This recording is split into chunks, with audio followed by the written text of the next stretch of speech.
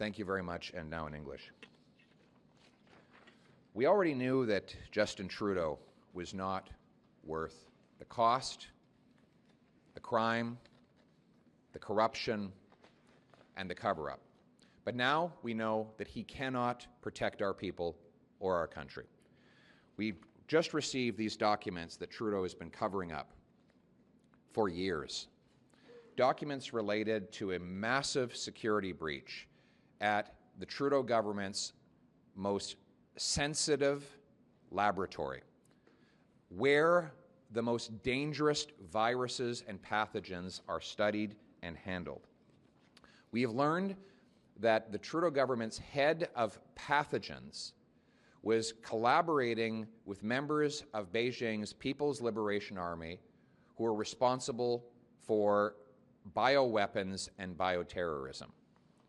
We know now that a People's Liberation Army official was able to gain personal access, walk in the door. Canadians need to know that two scientists with deep relationship with many institutions inside the People's Republic of China infiltrated Canada's top microbiology lab in Winnipeg.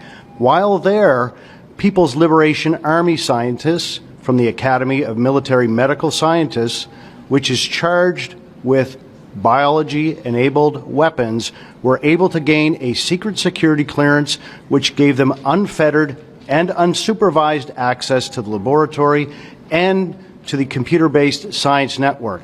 This is a travesty and a breach of security at the highest levels that cannot be tolerated. Aside from all this, we know very clearly that the Trudeau Liberal government wanted to cover this up, denying 4 orders of Parliament, taking the Speaker to court, and calling an unnecessary election during COVID, which of course resulted in us understanding now very clearly that there was Chinese interference in that election. Canadians need to know also that this was not a national security threat cover-up.